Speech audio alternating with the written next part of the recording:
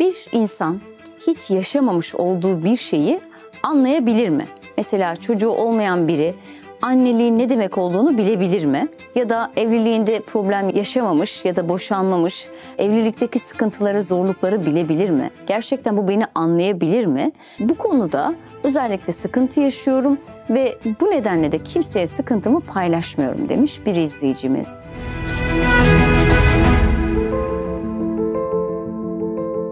Merhaba sevgili dostlar, İnsanlık Hali programına hoş geldiniz. Efendim bugün yine sizlerden gelen sorularla devam edeceğiz.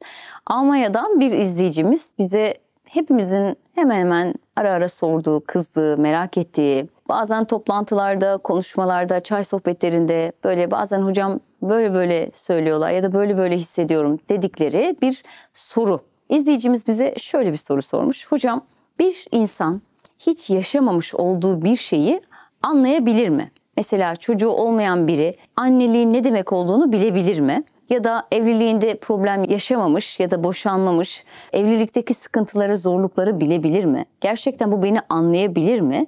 Bu konuda özellikle sıkıntı yaşıyorum ve bu nedenle de kimseye sıkıntımı paylaşmıyorum demiş bir izleyicimiz. Ve bugün bu izleyicimizin sorusunu cevaplayacağız.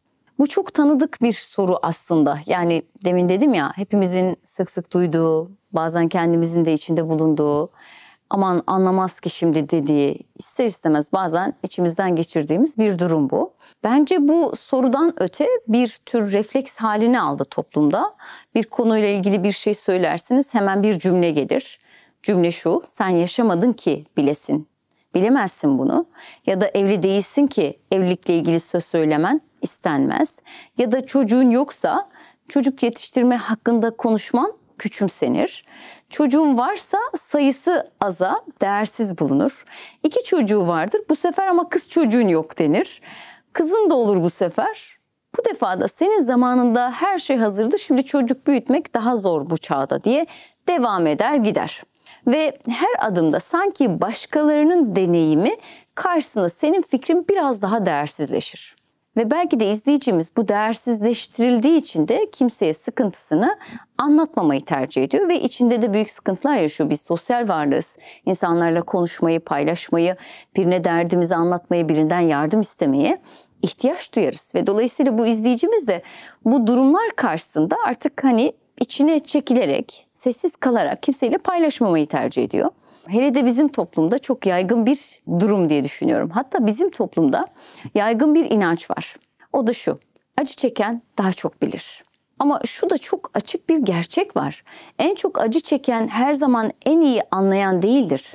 Çünkü bazen bir insan çok acı çeker, evet, ama hiç düşünmez, üzerine hiç konuşmaz, öğrenmez, sadece yaşar ve geçer. Ama başka bir insan aynı acıyı yaşamadan, dikkatle dinleyerek, okuyarak, gözlemleyerek o acının ruhunu kavrayabilir. Bir annenin gözündeki yorgunluğu, bir boşanmış bir babanın sesindeki sitemi, bir yaşlının sessizliğindeki hayal kırıklığını onlar da fark edebilir. Ve bu da bilgidir, bu da anlayıştır. Bana zaman zaman şöyle deniyor: kitaplardan öğrenilen bilgiyle olmaz bu işler hocam diyorlar. Yaşamak gerek diyorlar bazen. Bunun terapi odalarında ya da randevu alan kişilerde bu cümleyi duyuyorum. Çocuğunuz var mı? Evli misiniz? Çocuğunuz yoksa benim durumu anlamayabilirsiniz. Ya da işte erkek çocuğunuz varsa, kız çocuğunuz yoksa hocam pek anlamayabilirsiniz. Bu durumlarla da bizler de karşılaşıyoruz. Ben de şöyle söylüyorum onlara: evet, yaşamak çok şey öğretir ama her şeyi yaşamak mümkün değil. Ve her şeyi yaşayarak öğrenmek zorunda da değiliz kıymetli dostlar.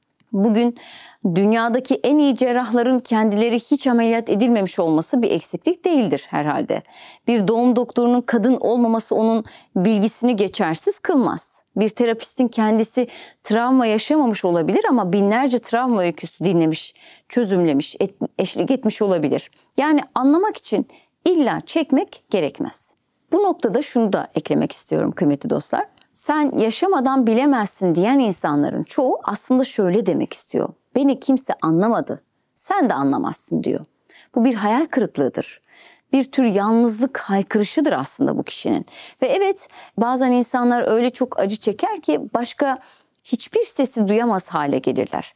Kendilerini ispatlamak için ben de daha çok çektim, o yüzden daha çok bilirim demeye başlarlar.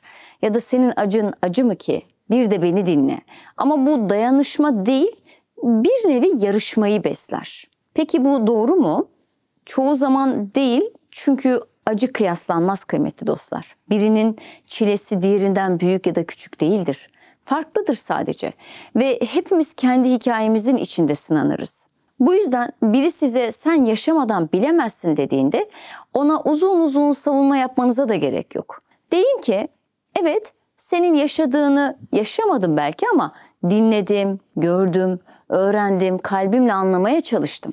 Acı sadece başa gelmekle değil, paylaşılmakla, anlamakla anlam kazanır.